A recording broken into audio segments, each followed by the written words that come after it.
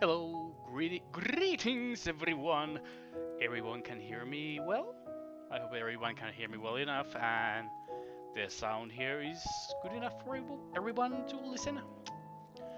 So, good night everyone. Welcome to the different kind of story corner here. I am the storyteller. I'm the storyteller. Apologies.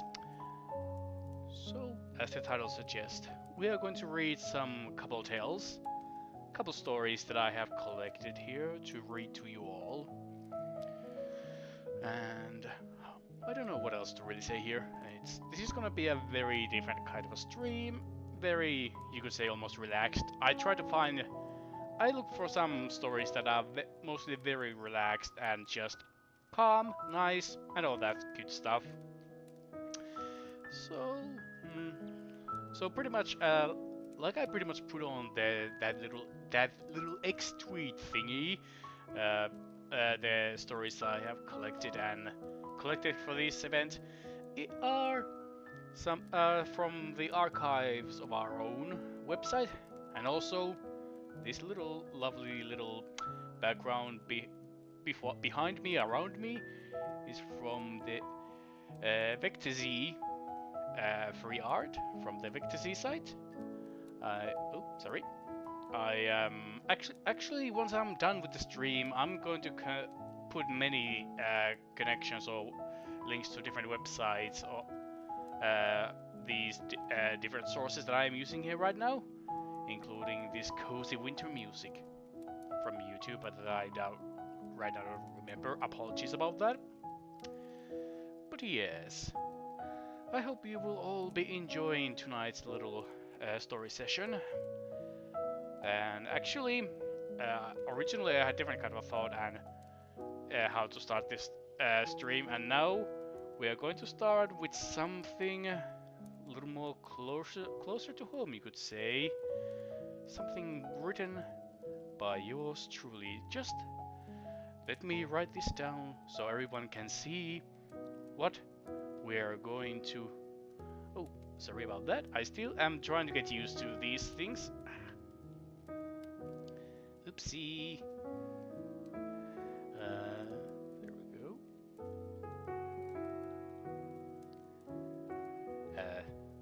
A story of something by myself. Okay, I'm gonna get this a little bit smaller. There we go. And I will add a little bit something. One more thing. Apologies. Once again I wasn't so well prepared for this as I hoped, but well, we'll all learn through the mistakes. Oh, damn it. Just a moment, please. I'll get everything here done. There we go. Yes. And now I'm going to... Actually not so much better, actually. Just a moment once again. Apologies. It seems the color here isn't the good one for this. But yes, so the first story we're going to read here is actually written by yours truly as my very first ever Hololive fanfiction. It is because since this is going to be my very first reading stream, I thought about why not? We could actually start from where it all technically began. Me writing my first Takamori fanfiction. And I hope you all will be enjoying that one. I have some other stories here. Still not a good color here. But yeah, I have so many different kind of other stories here that I hope you all will be enjoying as I go through them. I have chosen many different kind of stories here. Like, not all of them are fanfic related or Hololive related. So we have many different genres here. So without any further ado, I think we shall begin then reading this little story. Once again, and of course, apologies if there are any kind of mistakes or anything. I will try my best to read you all and have you all a good time.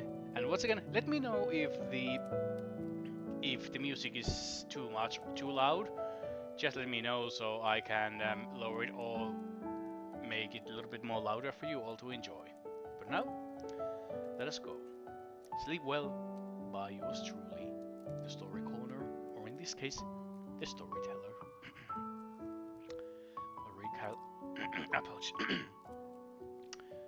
Marie Calliope stirred in her sleep, as in her dreams she tried to get away from whatever was chasing her. It was something she could not fully see or comprehend. In her dreams, she tried to fight it off, but nothing worked. Callie let out a fearful sound as she continued to stir in her bed. Again, she fought, and nothing changed. Then the creature jumped, enveloping her into its darkness. With that, she bolted up with a loud gasp, trying to calm her breathing, wiping away the sweat from her forehead. God damn it, she cursed, falling back down onto her bed. These nightmares were really messing up with her sleep schedule, not like she really had done that to herself anyway. Kelly closed her eyes, trying to get back to her sleep, but her heart still was beating hard in her chest, and that fear was still there. She was quite certain that something was watching her in the shadows of her bigger new house. Okay, stop thinking shit like that, she scolded herself, her face getting more a frown as she tried to keep her eyes shut forcefully, which only made her pulse faster. The feeling that something was watching her from the shadows of the room. She felt as a strange presence slithered through her room towards her, rising above her bed, its many eyes leering down her. It spread itself wide, ready to strike and dive. With fast reflexes, a large scythe appeared in the young Reaper's hand, and she jolted up from her bed and sliced with a great speed at the dark. There was a loud crash as her desk lamp fell down on the floor, cut in half, but now in many more pieces. Kelly stared in the darkness, seeing just enough, especially the damage she had just caused. She was breathing heavily, again trying to calm herself. Oh, hell! She cursed under her breath. This is just stupid! Her hand raised itself onto her face, giving a very gentle facepalm. Kelly let go of her scythe, which disappeared in a puff of smoke, leaving no trace that it was there, if you don't count the broken lamp on the floor. Kelly realized that again, sleep was not much of an option, so she had to entertain herself again. But what could she do? Maybe I just drown myself again with some good drinks? She pondered as she got up from her bed, went to the light switch. Since her desk lamp was in pieces, she still felt the unnerving feeling, not so horrible right now, no doubt because she got the chance to swing her scythe. But the only thing that was replaced was her lamp. But the only thing that was reap was her lamp, and Kelly was certain that this was something she could not just reap with her scythe. Maybe bottles of alcohol could do the job. Maybe not, Kelly suddenly thought as she pressed the switch. Better just save the drinks for my party streams, she thought. It was always so annoying to buy big amounts of drinks later, and when she thought again, she did not want the same kind of hangover like last time. There were no doubt better things to do now, to take away from these sucky nightmare-included nights. Or maybe some games? Have to open my computer, Kelly then suddenly thought to herself. For some reason, she did not feel like playing anything. If I don't drink or play, then what else is there really? She pondered. No way in heck I'm taking a walk here in the underworld right now. She rejected this thought, while a familiar dreading feeling crawled back. Not that I'm afraid or anything, she tried to convince herself. And a thought came to her mind, something she had not really thought about before. She reached for her desk, where her phone thankfully was still intact from her scythe attack. I could call and ask to visit other girls, Callie thought, going through the names on her phone, looking for something more familiar, and the really familiar name first pop up, and she felt her heart taking a jump. A familiar reflex she avoided familiar reflex she avoided the first name. Then another familiar name came to her. Gura, maybe, Callie considered, but something was off from some reason. Or maybe not, she suddenly decided. She just might again try to bite my scythe, she excused. Callie scrolled over Gura and came to her next suggestion. Well, Mina is always nice company, but again came that strange feeling that was against this idea. But she does have those creepy tentacles, and I'm really sure that I saw that fucking book of hers glaring at me. Callie shuddered with the memory from the last time, and quickly made pass on Ina. The next name was really obvious. Emilia. Callie again held her finger just over the call button, and an excuse quickly creeped again into her mind. Yeah, no. She just might again try those crappy Asakoko products on or her concoctions. Callie scrolled again. Different kind of names started to pop up. Some she had kept in contact with more than others. Callie was about to choose one of them, but again, her subconsciousness stopped her. I still don't have full grasp of Japanese, she reasoned. Without even a thought, she found herself staring at her phone screen with a familiar name once again returning. Kusatori! Hell no! Callie growled, her eyes twitching from annoyance. Whatever made her turn to that bird again. Not that she did not like her that much. Kiara had that cutesy, annoying pickle bird laugh and always tried to hit on her. And the look Kiara had in her eyes as she wanted Callie, which was at least endearing, and those eyes most certainly were lovely colored. No, Brain, stop it! Callie shook her head, stopping herself when hearing the familiar sound of her phone calling someone. And that someone was Kiara right now. Shit! Callie cursed. Wanted to quickly shut off her phone before it rang for too long. But for some reason, she just let it ring. Her heart now again beating much faster. Her face getting redder for some reason, just being completely frozen. And Callie did not really want to understand why. She still could stop. She still could stop the call before Kiara could pick up, and just act like this never happened. But the call was far enough that Kiara no doubt already had noticed that Callie had called her. She would ask Callie, maybe she could feign ignorance and maybe tell Kiara that her phone was just malfunctioning. Hey Callie! Hey Callie! The yawning voice of Kiara called out, which caused a small sound emanating from Callie's throat. What are you calling so late? Kiara asked. No answer. Oh, are you missing me that much? The Phoenix teased, letting a small giggle. Gah! Callie finally managed to find her voice, and of course, she already had to make a fool of herself. She quickly tried to save her pride by clearing her throat. Oh, not really. She tried to sound convincing with her not caring tone, but was sure that Kiara was not buying it. But she really did.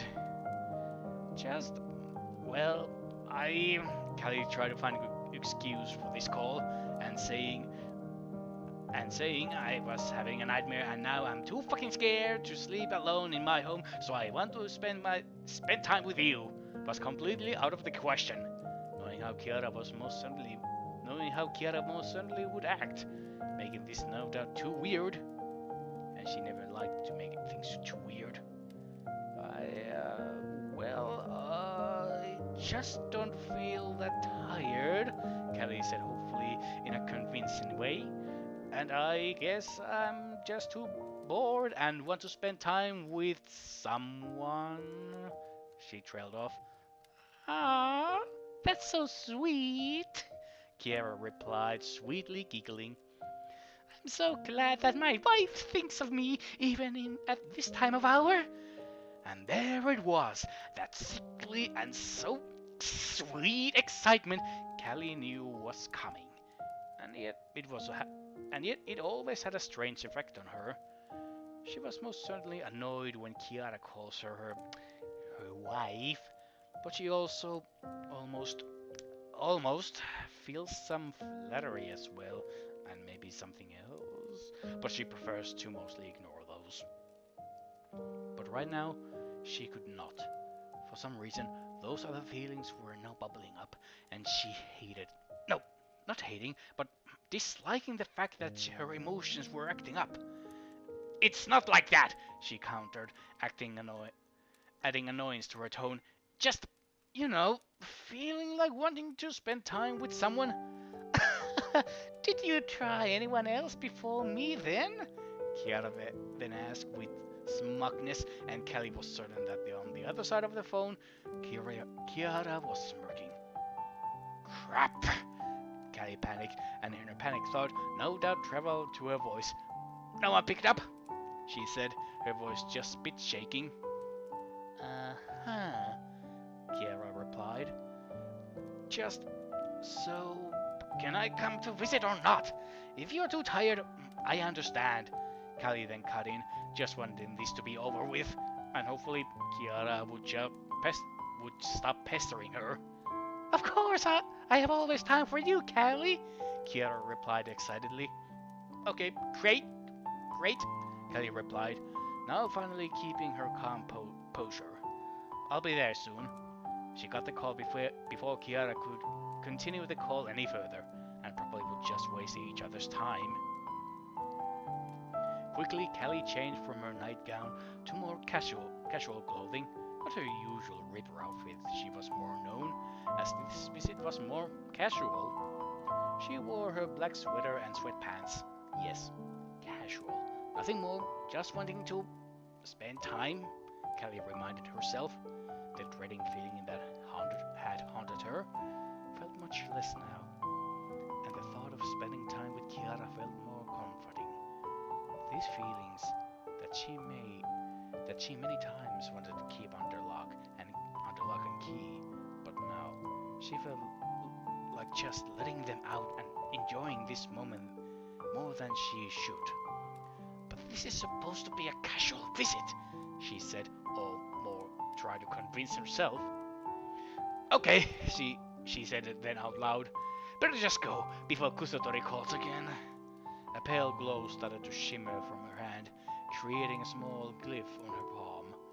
And soon, a familiar pale gate formed in front of Callie, and she stepped through it. Her heart beating rather hard, feeling really nervous for some reason. First of all, she saw a mist all around her, but that quickly changed to a room that was much brighter than either Callie's house or the mist between portals. And as expected, there was another really bright thing waiting to greet her, with their bright red pajamas and messy hair. Callie!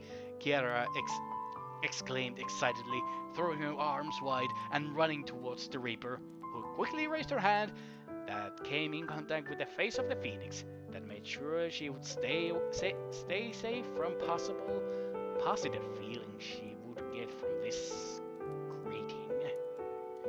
Yeah, not now, Kusatori, Callie said with a hint of humor in her tone that surprised her. And also what she said. Just play it cool, Callie thought. Aww, Kira pouted, her arms falling down from the disappointment. But her disappointment quickly disappeared, and she just got back to her cheerful self. I'm so glad that you wanted to visit me, Callie, she said excitedly. It's been a while since we last time saw each other. We only saw each other like a day before yesterday, Callie replied, this time better keeping that amusement that she was feeling to herself. But you know how much that is already for me if I cannot see my wife so much, Kiara Faye cried, but right after that she let out her familiar peckle-like laugh, which caused Callie to groan, who was not going to correct the phoenix. This time at least, she knew this was just Kiara being, well, Kiara. But seriously, Callie, it's always lovely to have you here, Kiara then said, this time more calmer. But her bright smile betrayed her excitement. So, she then started, what would you like to do? She asked. Maybe we could make some funny music together. Or maybe we could play that cute TikTok game Nolan and Flair played. Yeah, maybe not, Callie replied. Kiara just nodded and smiled. Okay, then we can watch some movies then, she said excitedly, quickly running to the other side of the room where a large TV screen was stationed, surrounded by two very large shelves. Hey, since you are now here, we can finally watch that movie we had planned. No, Callie said loudly before she could even think about how to best decline Kiara's suggestion. No, well, I'm not really feeling like I'm watching anything horror, Callie muttered, her face again feeling reddening from the embarrassment, especially with the surprised look Kiara gave her from Callie's reaction. Callie was inwardly cursing herself as Kiara then gave her a knowing look, like she was pretty much figuring out the real reason why Callie really was here. Well, of course, Kiara could not really read Callie's mind, but it seemed that Kiara guessed what and why Callie had called and her and wanted to spend some time. There was now a very mischievous smile or smirk on the phoenix's lips. Callie was again cursing herself inside her head, which seemed to have shown to Kiara, whose expression now softened to much sweeter tone. Alright then, she said, nodding. We can watch something more laid back if that's okay, she asked, wanting to realize that she did not have to worry, which confused Callie, as usually Kiara would use these kind of situations to tease her or something. Well, not always, but the other situations was rather more usual for Callie. You have some idea what to watch then? Kiara asked, breaking Callie from her thoughts. Oh, Callie replied startled. Well, not really sure to be honest. She shrugged awkwardly. Maybe, I know I might regret this later, Callie thought. Maybe you like to choose? Callie felt her stomach turn at her own question and thought. She did not even feel that might not even come. Hopefully she would not come to regret whatever Kiara would choose. And of course, there was whatever Kiara would choose, no doubt joining to be some cheesy romance movie. Well, Kiara started with a fake pondering tone, putting a finger on her lips. We could maybe watch Your Name? I knew it! Callie screamed in her mind, but outside gave Kiara a flat and annoyed look. Hey, it's nothing. It's just a movie I wanted to watch with you for a while, Kiara defended, but still wearing her amused smile. Well, she was not lying about her choice of movie. Well, maybe just a bit. I just want us to have a good movie experience, she said honestly, her tone and expression more serious, wanting to show Callie that she was honest with her. Callie couldn't help but let out an annoying groan while pinching the bridge of her nose. Why you gotta be so... you? She asked, in a more mocking, serious tone. A very small smirk formed on her face. This phoenix certainly was a great pain in the neck, but she certainly got her moments that Callie wanted to forgive Kiara in the end. Because I know you love me, Kiara said warmly, then let out a quiet giggle. Callie just sighed, knowing that it was again pointless to argue with the phoenix. Whatever, she replied, trying to sound like she didn't really care, while now avoiding Kiara's eyes, while also fighting a small smirk that tried to form on her lips. Just don't try anything weird, Callie then said. No worries, Callie, Kiara smiled. She loved to tease the Reaper, but also knew when to hold herself and not to go too far. She loved and respected Callie and never would want to hurt her feelings. Soon, the two found themselves on Kiara's couch, Callie trying to keep her distance between them, much to Kiara's dismay. At first, Callie was annoyed about the movie, but as the minutes passed, she started to warm up towards it. It certainly was not her kind of movie, but watching with someone made it more tolerable. As the movie went further, Callie did not realize that Kiara and herself had started to move a bit closer to one another. Only then did Callie notice when she felt something somewhat heavy laying onto her shoulder, and she knew what it was. Hey, what did I tell you about doing something weird? She asked annoyingly. This isn't that weird, Kiara commented, giving Callie a soft smile, almost like saying, you know you like this. And Callie did like this, but this was of course because she was just so tired. That was it. She would go with that thought, for now at least. For now, Callie would tolerate it. The movie went on. Both Kiara and Callie relaxed more and more, but close to the end of the movie, tiredness and the sleep had taken over, and Callie had fallen asleep. Kiara felt as the sleeper's head was now laid against her. Kiara could not help but smile, but also held off a squeal of joy. But now it was not the time. She still wanted to respect Callie. She also was feeling tired, so it was better to just shut down the TV and the lights she had left on just in case. As Kiara slowly moved her head from under Callie's and tried to move so it was laying just comfortably on the couch, Callie suddenly stirred in her sleep, and without warning, her hand shot at Kiara's wrist. Kiara let out a quiet, shocked gasp when the Reaper suddenly grabbed her, not being too forceful with her grip. The Reaper's eyes fluttered as she tried to open them. Oh, Callie moaned quietly in a very distressed tone. Don't leave me, please.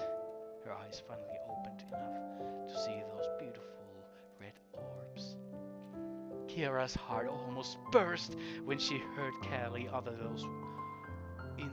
those words, and seeing those beautiful bleeding eyes. Callie looked so cute and vulnerable. It was a really long time since she heard Callie girl call her like this. Kiara was fighting so hard not to just jump onto Callie and hug her tightly, kiss her all around the Reaper's most kissable face in the universe, and just tell her it was all right, and she's never going away. But that was not right now. At least, maybe for the future wedding. So instead, Kiara just said, "Hey, I'm not going anywhere. I'm still here." She calmly soothed Callie, slowly raising her free hand and putting it on Callie's extended one. "I just go to shut down the TV and the lights," she smiled. "You just go back to sleep, my dear Reaper," was all Callie replied, really fighting to stay awake. "Just come back when you're done," she then muttered. Her head now went up and down, fighting the sleep. "No worries, Callie, Kiara comforted, rubbing Callie's hand. She slowly started to pull away, which just hurt Kiara, as it seemed to Callie, who let out a very whiny moan. Kiara was close just to let it go and get back to Callie, but this was a small thing, and hopefully her wife would just fall asleep. When their hands finally separated, Callie glared through her almost closed eyes. You better. Of course, Kiara was quick, as nothing much was to be done. She quickly returned to Callie, and as she expected, the Reaper had already fallen back to sleep. But Kiara could see that Callie did not look so comfortable. It seemed that she was shivering. So Kiara quickly went into her room to get an extra blanket. She spread the blanket around Callie, eyeing the Reaper in front of her. She looked so vulnerable and cute, something Kiara almost never saw, and she wanted to enjoy this moment. But then she would become a creep if she stayed and eyed Callie the whole night. At least now she has this new moment buried in her memory, and will certainly help her to sleep better. But at least she could do one thing. Kiara leaned down and gave the sleeping Reaper a light kiss on the forehead. Sleep well, my wife, she whispered, a soft smile on her lips. Callie then muttered, staring in her sleep. Don't go, she muttered. Don't want to be alone, Callie said quietly, her eyes just open, not daring to look at Kiara again, but this time from embarrassment. Just stay. Callie shifted herself so Kiara most certainly would scoot next to her, and she was in no way in any universe or dimension going to deny her Callie. With restraint just from running and jumping to the couch, Kiara seated herself right next to Callie, and then fought against an upcoming heart attack when Callie laid her head immediately onto Kiara's shoulders. But she was physically shaken from all the excitement, and again almost from the upcoming squeal that was this time much stronger. But her GPWE, the Great Phoenix Willpower, she was able to fight off those emotions that were firing holes into her mind. This moment was too perfect to be a fangirl right now. But one thing she dared try again. A kiss on the Reaper's head, to which Callie answered by scooting even closer and wrapping her arms around the Phoenix under the blanket. Why, you got a piece of... You... Callie mumbled her question, rubbing her head against Kiara's shoulder. Kiara smiled, letting a small amused breath escape from her nose, laying her head against Callie's, while gently playing with her hair. "'Cause I know you love me," she whispered back. Yeah, Callie said, now finally again falling into the tight embrace of sleep and dreams. The last thing she heard was Kiara's little bright giggles, and she felt so comfortable and calm. So, there is that. Apologies about not screwing around with the text and not really preparing for this. I can promise that for the next time I will better prepare myself for these reading ones, as I hope to do more of these story readings as time goes on. And hey there, Jay, I hope that you're still around, and if not, thanks for coming by, and hopefully everything goes well with your work.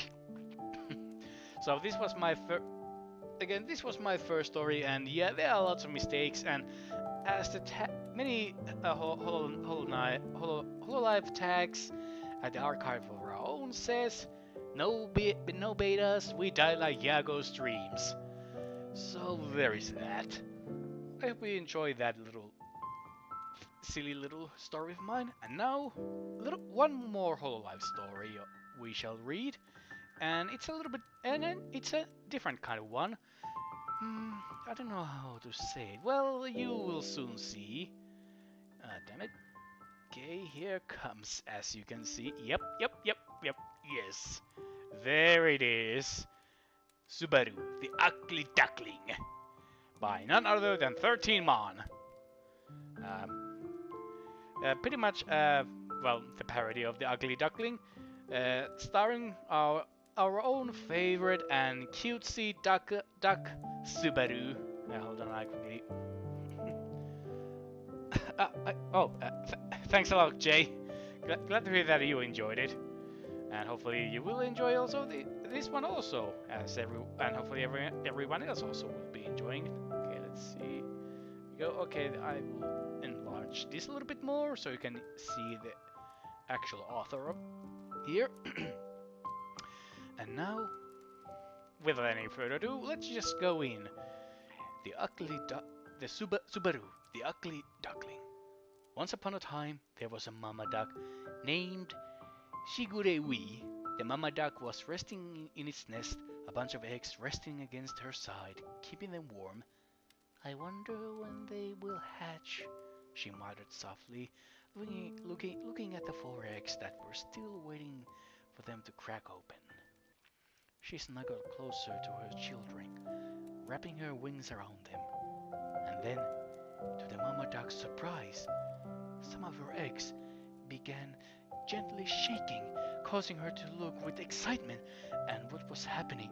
The eggs cracked, and soon 3 wonderful ducks appeared out of the shells, calling for their mama with happy voices. "Mama, mama!" they chanted. "My, what wonderful ducks you are!" the mama duck cooed in her tender voice. "Let's see, you will be Ayame, you will be Aqua, and you will be Shian," the mama duck spoke, pointing to each of her children and giving them names.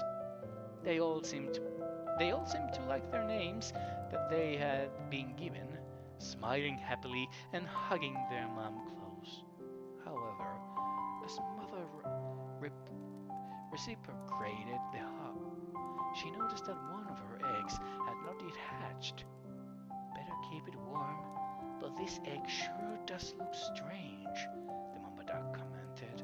The egg was far larger than the others, and instead of being white, it was more of a yellowish color. Some time passed. The other baby ducks were playing with each other on the nest while the mama duck kept her other egg warm. Suddenly, the egg began harshly shaking, and both the mother and the little duck stopped whatever they were doing to see the egg hatch right in front of them. And then, sorry, Shabba! The eggshells flew everywhere as a duck appeared out of it, making everyone stare in surprise and shock. "Mama, is that our sister?" The voice of Aqua broke through the moment of silence as she stared at her mother with confused expression. Well, Wee Mama gave a long glance to her supposed daughter. Compared to her to other children, she looked less like a duck and, well, she was nothing like Shion, Aqua, and Ayame. "Mama, it's me, Subaru!" the young duck spoke, making the mother raise an eyebrow. Did she just give herself a name? She pondered. "Mama, this news...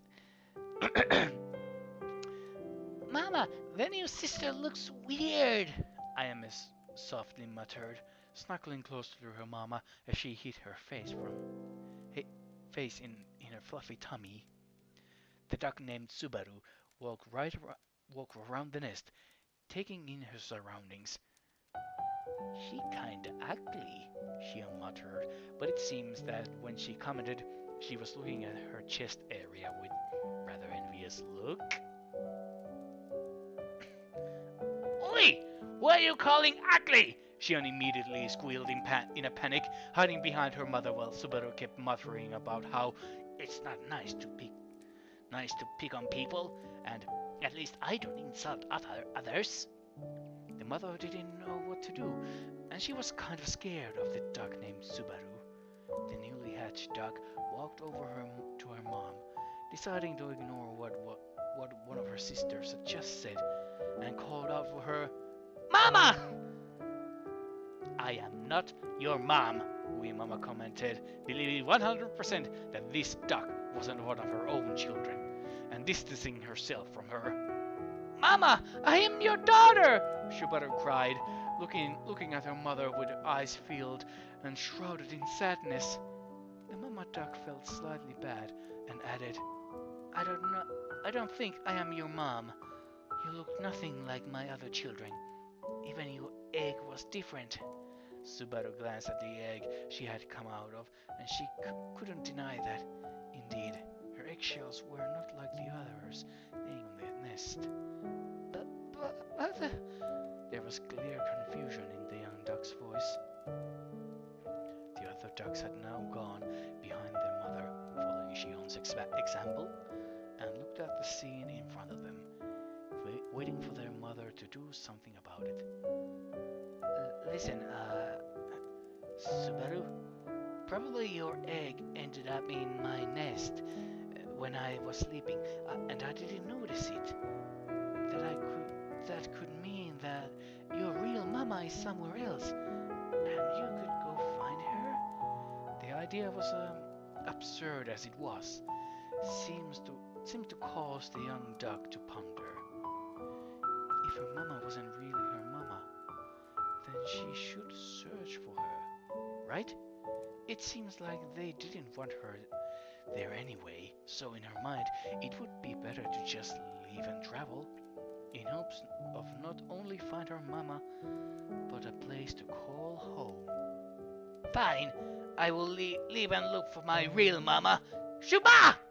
Subaru spoke with determination, stepping out of the nest while the other ducks stared at her with their eyebrows raised. Subaru then proceeded towards the river beside the nest, and without adding anything else, started swimming together with the help of the stream of water. The mama duck was left with her 3 daughters, inside the nest made out of sticks, silence filling the air around them. This had sure been a weird day for all of them. Mama? Yes, Aqua, my dear? The mother glanced at her child, who moved away from behind her mama, soon followed by her sisters. What if she really was our sister? Was it really a good idea to tell her to leave? She was ugly and rude. It's better that she has gone anyway. Shion interrupted the pink-haired girl, pouting with a scowl on her face. I mean, I wouldn't call her rude, but she was sure something. Aqua commented in her low whisper, but it seems that Shion wasn't going to change her mind soon. The mama duck sighed softly, knowing that there was a chance that the Subaru girl was indeed her child, but it couldn't be true. She was nothing like her and her other kids, so she simply shook her head and glanced at the 3 ducklings sitting in her nest. Let's just forget about what happened. Now, who wants to go for a swim? Me! A chorus of voices yelled at the same time in an overly excited manner as the 3 ducks jumped around the nest. The mother laughed at their reaction and stepped outside the nest. Alright then, form a line behind me and let's go. Right, having a little drink. Pause here. Excuse me. The good old water.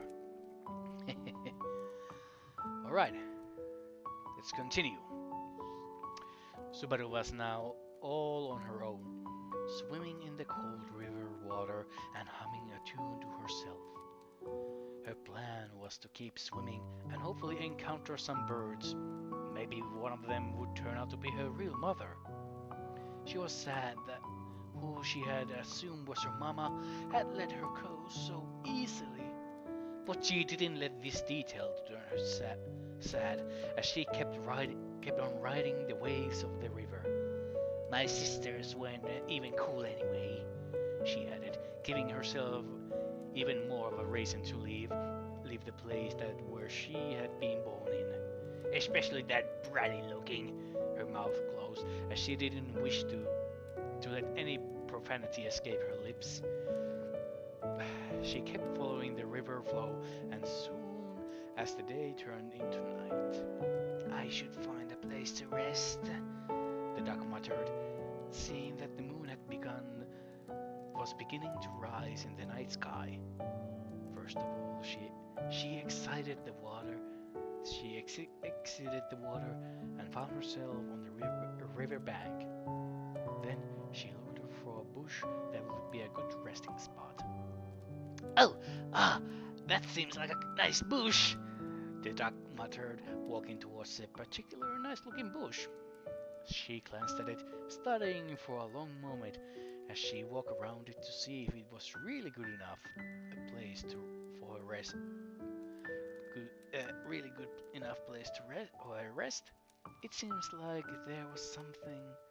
It seems that there was nothing wrong with the bush, and after a final check, Subaru was convinced that this was indeed the perfect spot for her. With a little bit of struggle, the duck managed to enter the bush and, using some of the leaves and sticks, made herself a small nest. The tiredness of the long day caught out the duck, who yawned and stretched a little before laying in the nest. Her eyes softly began closing as drowsiness took over her entire body, and soon Subaru fell into a comfortable yet lonely sleep. As the first rays of light hit the land, the duck woke up with a loud yawn. The sun decided that it was time for her to rise and shine. I am so tired. The duck exited the bush, stretching loudly as she removed a couple of the leaves that had stuck in her head with a tired grunt. There was a lot that awaited Subaru on this sunny day, but before she could even mentally prepare for what was about to come, there was a shadow looming over the duck that made her immediately raise her head to look at what was in front of her. Her eyes met with one of a wild white fox. Wah! Letting out a loud scream, the duck fell on the ground as her eyes clouded in fear at the beast in front of her. Don't eat me! I'm not that tasty, and I have so long to live for. I am so very small I wouldn't even able to fill your tummy. I still need to find my mama. The duck started rambling instead of running away, hoping to convince the fox in front of her that she wasn't enough food for her snack on. Listen, and I bet you, are you a merciful fox? Oi! The fox managed to make the duck quiet with a stern voice, and not only did Subaru close her mouth and stop talking, but also covered in fear in front of the beast, fearing for her life that had only just barely started. Listen, I don't want to eat you or anything like that. I was just passing by this forest looking for some water.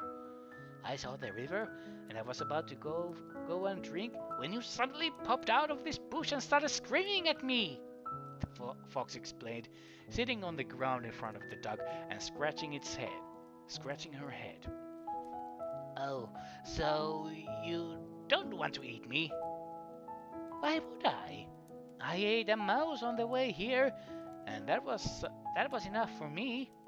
The duck gulped with the nervousness at that. Now, you said you are looking for your mother?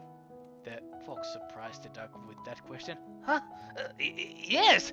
Have you seen her? Asked Subaru with the most excited tone. Depends. How does your mother look?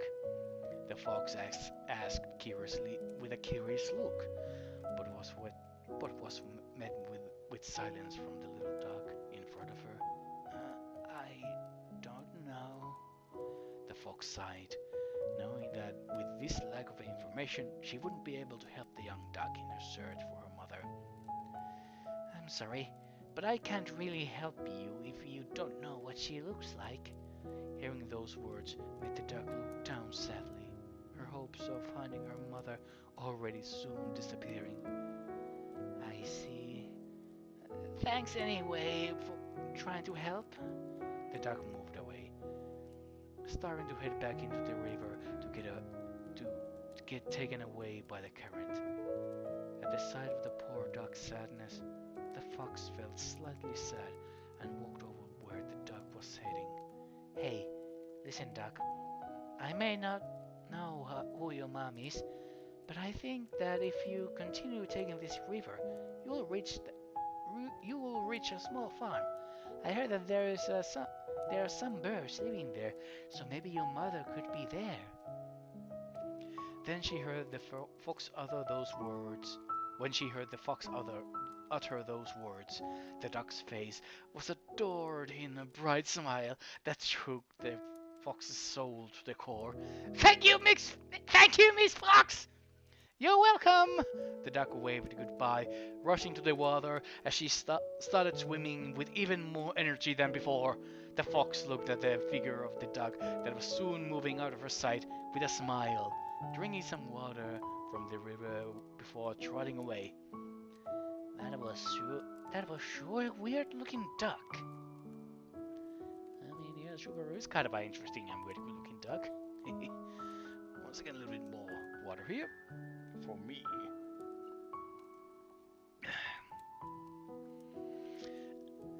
Let us continue.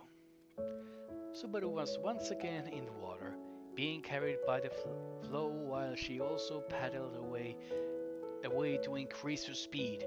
There was some hope in her heart now, after the information that the fox had very kindly shared with her. But she knew that she needed to hurry. She couldn't wait for the possibility of meeting her mother, and she quacked with a couple of loud shubas. For a couple of hours, the duck kept swimming with a rather fast pace, but she was growing tired with each passing minute now. The sound of the water and the forest surrounding the river was something marvelous for the young duck, who kept admiring the scenery with dreamy eyes. At a certain point, however, the forest ended and a large clearing was visible on the side.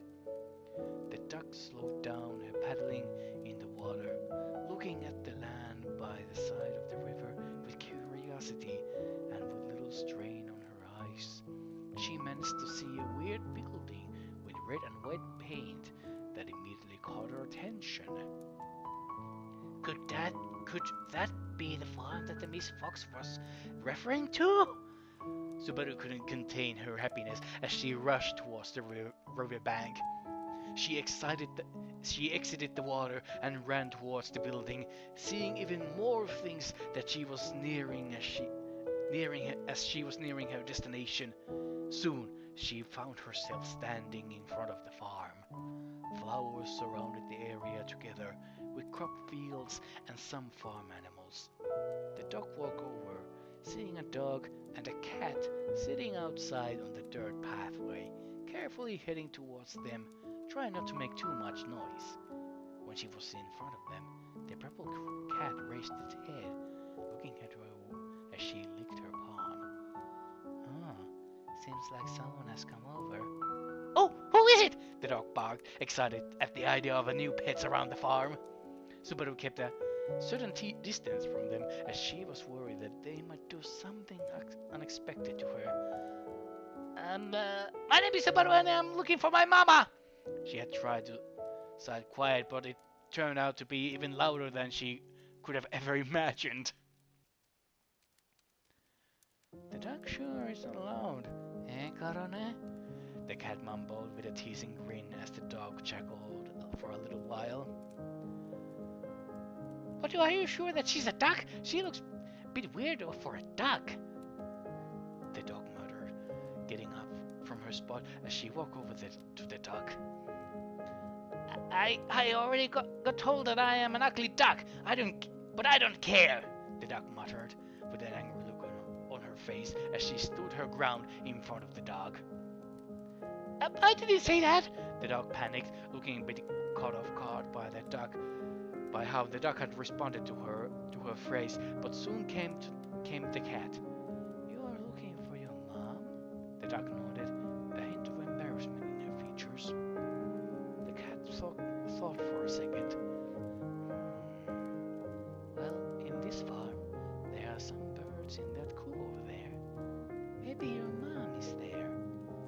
Subaru's eyes shined brightly as she hastily thanked them and rushed towards the coop. Why did you tell her that her mom could be there? Well, she seemed really down. Plus, if she really was a duck, she would be a really ugly one. But maybe she's a chicken. The dog thought for a moment, and since she hadn't really thought of that possibility, simply decided to agree with the cat as soon as they laid on the ground once again to bask in the sunlight of another warm day that had come. Meanwhile, Subaru had reached the chicken coop. It was filled with many yellow-looking birds, but one in particular caught her attention, as it was far bigger than the others and completely white. She entered the coop with a hesitant step, and as soon as she did, she heard a voice. "Who are you?" came from the white chicken sitting in the nest. Subaru glanced at her with a glowing fever. She asked her an important question. "Did you perhaps lose an egg recently?" "Did you perhaps lose an egg recently?" The chicken thought for a moment, and after scanning over the other smaller birds, giving a quick count, she replied, "I don't think so. Why?" I am looking for my mom, miss. My mama, Miss Chicken. I was wondering if you were my mama." The chicken looked incredibly surprised. "I don't think you are my child. My babies, when they are born, are all yellow, stay small for a while.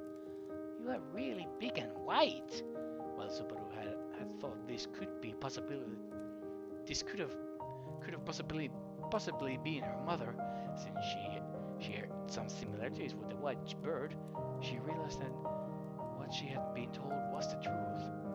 "I see. So, you are not my mama," Subaru mumbled softly and pouted sadly. The chicken then thought of something. "Wait a second. I think I once met a curious bird that looked almost like you, though slightly bigger and prettier." Subaru immediately quacked and asked the chicken for more details. "If I remember correctly, it was a swan. I met her while she was traveling. She was looking for the lake, and I told her the way." "Could you tell me as well?" "Yeah, sure. You just keep following the river bedside besides the farm, and after a day of travel, you will stumble upon it." The duck thanked with extreme gratefulness the chicken, and immediately rushed once again towards the body of water.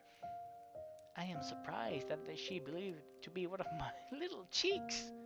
She doesn't look like them at all." Subaru didn't hear the comment as she was already too far from the coop, but she could feel the sight of the chicken on her as she left the farm, and her heart stung a bit. The water was now taking Subaru towards another unknown place.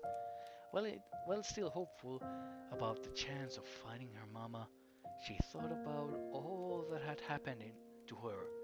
First, her mama and sisters had claimed that she wasn't a member of their family, and that her real mama was somewhere else. Then she had met a fox, and following her instructions, she had gone towards the farm. At the farm, cat and dog told her that there were some birds in the coop, and that maybe her mama could be among them. But unfortunately, she was denied of a mother once again, that claimed that she didn't look like the other chicks. Subaru was growing impatient, but alongside it, there was also that feeling of not belonging that was making itself grow bigger and bigger. There was a gentle breeze in the air that helped her navigate faster in the direction of the lake mentioned by the chicken back in the farm. Soon, however, the breeze turned into a wind, and the sun that had painted the day disappeared behind dark and big clouds that started pouring down harsh rain. The duck found itself struggling to swim normally as the waves of the river increased in size and strength, thanks to the unfortunate weather that crashed down. And then a huge wave struck the duck, making her go under the water as she tried to desperately swim back to the surface to keep traveling towards her objective. But unfortunately for Subaru, it was impossible for her to face against the forces of nature, and her vision went dark. Was this the end of the duck's journey? Luckily, it wasn't. The duck soon found herself waking up on a grassy path, her eyes opened to be met with the sight of huge trees above her head. She whined, remembering what had happened before she fainted, but confused by the unfamiliar place that she was now in. She glanced around with curious eyes, and soon they ended up meeting with another pair of aquamarine eyes, staring right at her and causing her to panic quite a bit. Who are you? The duck yelled as she moved herself away from the figure that was standing beside her. I am a Pilaf. I found you floating in the water, and I brought you back out of the water, thinking that you were injured. At that moment, Subaru saw the beautiful features of the bird in front of her. A plumage vibrant in color and detail that would make anyone awe in admiration. The presence of the bird made Subaru feel extremely inferior, and she couldn't utter a single word after seeing such magnificent beauty. Are you okay? The Pilaf asked, looking with worry in her eyes of the young duck. I'm fine, she replied when she finally managed to regain her composure, making the bird in front of her smile. What happened to you? The Pilaf asked, patiently waiting for the duck to answer at her own pace. Subaru took a deep breath before sighing softly. I was following the river's flow, hoping to reach the lake that the chicken had told me, but then wind picked up and the storm started rolling in, and then there was a big wave, and then I fainted. The Pilaf was both amazed and shocked by the fact that the duck could speak so fast, this large quantity of words. I see. And then I found you floating in the lake's water like a leaf. Wait, I'm at the lake? The Pilaf blinked in surprise, nodding and confirming that the duck had just asked her.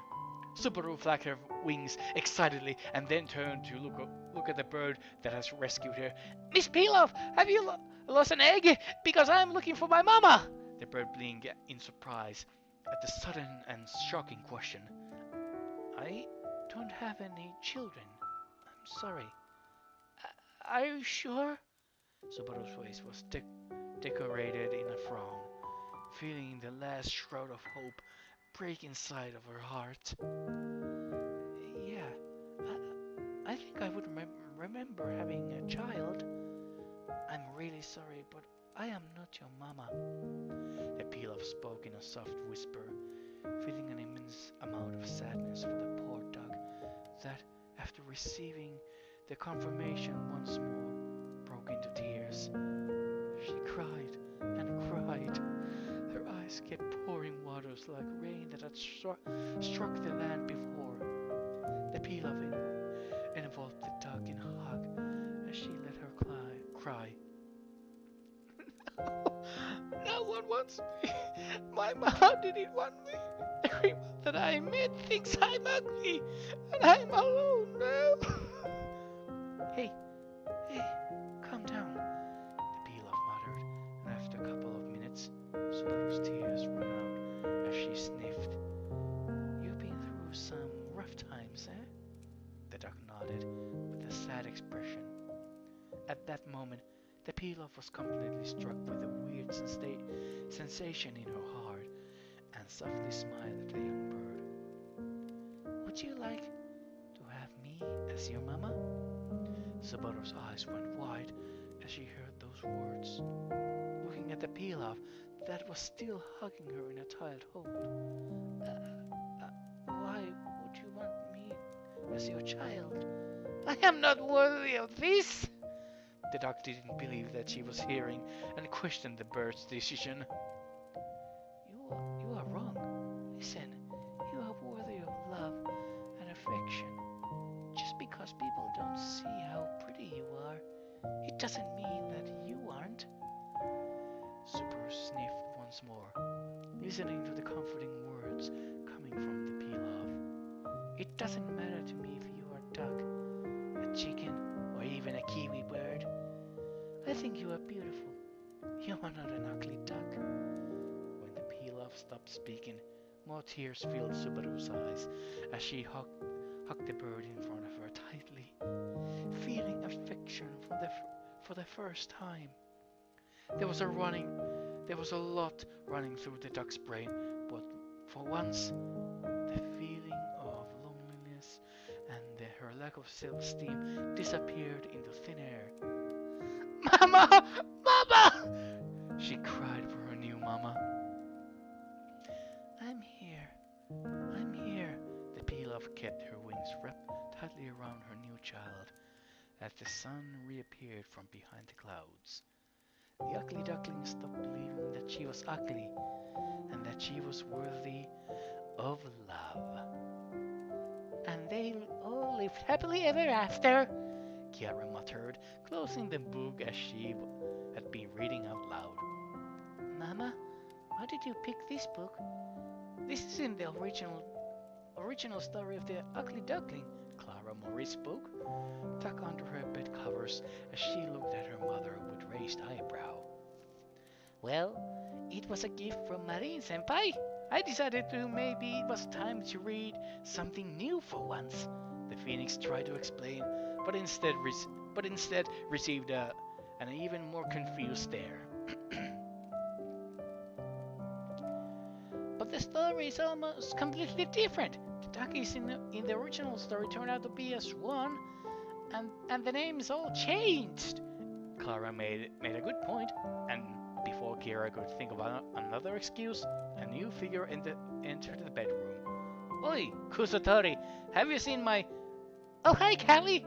Kiara, have you been reading that weird book that Marine-senpai wrote for Subaru-senpai? The Reaper looked at her with a accusatory look. Wait, this was written by Marine? Callie nodded, face palming at the realization that her wife didn't even know who had written something like this. I didn't know that Marine could write some... Wait, when did she give this to us as a gift for Clara? Kiara then asked with a frown, putting the book down on top of the bedside table.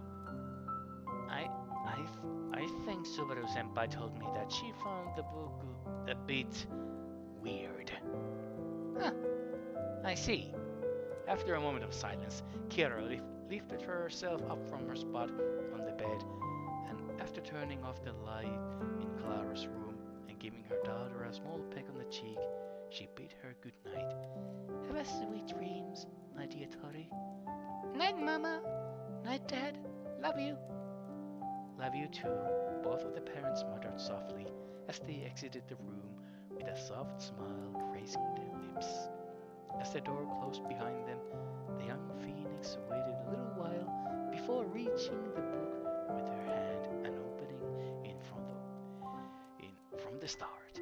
As much she had found the story silly, she couldn't help but smile, deciding that sleep could wait a little longer, and began reading the story by herself once again. Oh yes, Clara, that's a name many of us haven't heard in a long while. In a very long while.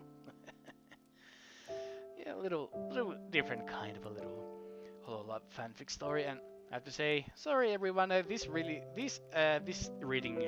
being a little bit longer because once again I underestimated how much time and how long these stories are, so I probably won't be reading all of these stories that I collected, but they will become a little later. But I won't be stopping right now.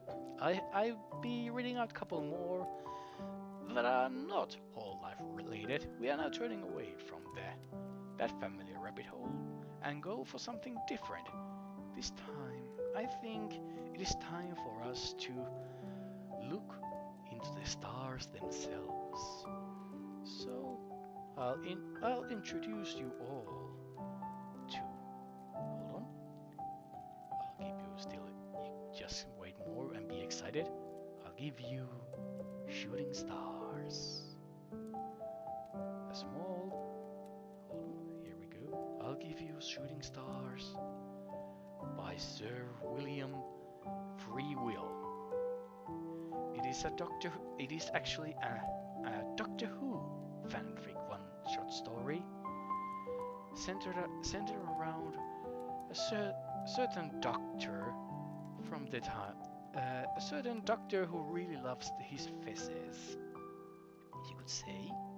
I'll quickly make this a little bit smaller once again. Here we go. So yes, we are now going through the time vortex to experience the good old doctor going through any good old adventures that many of us know and love. And just in case if you didn't guess from my little heads up here, it is the 11th Doctor story here that we have, and thankfully much shorter one. Actually, before I began reading this, I will put out another one here, just to be waiting. Oh, it's not this one. But I really hope that so far you all. Okay. All right. No worries, Jay. Thanks for being here. I hope you really enjoyed these. Yes, Doctor Who indeed. Thank you so much for being here. Good luck with your work, and just have a good day. And I hope you will enjoy enjoyed this, and maybe enjoy the possible VOD later. Have a good night and good day. What time is it there for you, Jay? Till next time. Take care. But now, like I said, I will prepare one more story after this one, and I think I'll be then editing this stream here. So, and there will be a part 2 then, and for that one I'll try to prepare myself even more. And well, one thing is certain, that I will not be able to fix this couch anytime soon. But yes. Anyway, let us begin now with the shooting stars. Somewhere in space and time, a young boy was sitting on a windowsill and gazed at the stars. The boy sat there every night, waiting for a shooting star. His granny had once told him that every shooting star either granted a wish or made something magical happen in your life. His grandma had died a few weeks later. This night, the boy thought, this night will be the night. Today, my life will get better. He repeated these thoughts every night. It had been 4 months since his granny had died, and every night he sat there. He never gave up hope. One night, he was sure about it. A shooting star would grant him wish or make his life extraordinary. And it was going to be this night. All of a sudden, a beautiful light went by. It crossed the moon and passed Orion and was out of sight again. Excited, the boy jumped to the floor and dashed to his door. He hurried down the stairs, skipping those who creaked when someone stepped on them. He could not afford his parents to wake up. They would not understand. He threw on his jacket and ran outside. The night was warm, and the grass damp under his bare feet. There had to be something here. Anything. He turned around and around, scanning his family's garden, searching for something unexpected. When he had nearly given up, he saw them. On the other side of their pond were fairies. He was sure of it. They were looking exactly like the books described them. Tiny humans who had wings like dragonflies, shining in different colored lights. They flew around, looking at flowers, playing with the fish. The boy stood in awe. This was neither what he expected nor what he had wished for, but it was definitely magical. His granny had been right all along. While they were talking, the woman looked around. When she noticed the boy still staring at them, she waved and flashed him an excited smile. The boy grinned back. The man and the fairies had now noticed him. They talked a little longer. Then some fairies vanished in an old oak. When they came back out a few moments later, they were carrying a flower. The little people approached the boy, who was still staring, and offered to him. He held his hand out, and they carefully placed the flower in his palm. It was small and glowed. The light purple petals got lighter the closer they were to the base, and it had the most wonderful smell. He put it on his nose and inhaled deeply. It smelled like spring, mixed with smell of earth after the rain and fresh citrus like odor. He loved it. After a little while, he remembered the two humans who were in the garden as well. He looked over, but they were gone. Looking around, he spotted them. They were farther away, heading straight to a box. A big blue box with something written on it, but he could not make it out what. It was too far away. He stared as the two people wandered who made their way into it. A light flared up, and he heard a weird whooshing sound. He counted 4 times. Then everything, box, sound, light, was just gone. The boy stood there for a while, flower in his hand. He was wondering if something else was going to happen. After some time, though, his feet were starting to freeze as everything was remaining quiet. The boy decided to go back inside. He put his coat away, dried his feet, and sneaked back to his room. Sleepily, he put the flower on his nightstand and crawled under his covers. With this image of the vanishing blue box and the thought that his granny had been correct all along, he quickly fell asleep, a smile on his face. Yes, a very nice, beautiful, small story about the 11th Doctor, Amy Pond, and Amy Pond. And now, for tonight, the final story. I will give you, once again, I'll give you a little bit kind of excitement, waiting to see for the title of the final story for tonight. And the title of the story is The Little Traffic Light. This is by one simply called Kitty's Shadow Mom. This here is actually an original story from the website Archives of Our Own. So yes, I figured that for this kind of to end tonight would be perfect to have something a little bit more on the original side. So I guess without any further ado, let us begin. This is a very short one, so just stay a little longer. Thank you. Once upon a time, there was a little traffic light. It hated to be alone, so it turned to red whenever someone came close, so people would stay and keep it company. In a way, it worked. People stayed for a while, but soon they became angry and started to scold the little traffic light. The traffic light could not do little else but quickly turn green again So they would go and leave it alone, and people ran off furiously.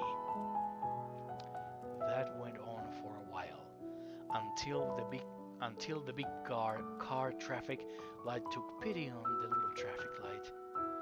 Listen, small light, it started and explained that traffic lights were not just there for fun. They had an important task to do. When we counter each other, people can change from one side of the street to the other safely. When I am red, you are green. People cross quickly and safely. When it is the other way around, the cars can be sure. No one runs out in front of them. That seemed sensible, and the small traffic light liked it. It started to showing red and green in a perfect sequence, always opposite to their big light. That was good. For now, people stayed for a little while and could then safely travel over the street. Sometimes they even stayed for a little longer to have a little talk. They knew, after all, that the small traffic light would show green again soon. And on this positive small note, I wish you all a good night, and I thank you all for joining me for this first story reading stream. More will be on the way in the future, I promise you, since I wasn't able to read all these stories that I have already collected. Since these were a little bit longer, I really have to look around a little bit more on the words and make sure that they are long enough for me to read, and of course, better prepare myself. But we all live and learn here. But once again, thank you all for joining me for this bedtime story reading stream. Well, I wish you all a good night, and I hope you all stay well and are safe. Until next time, I'll be seeing you all around the corner. Good night.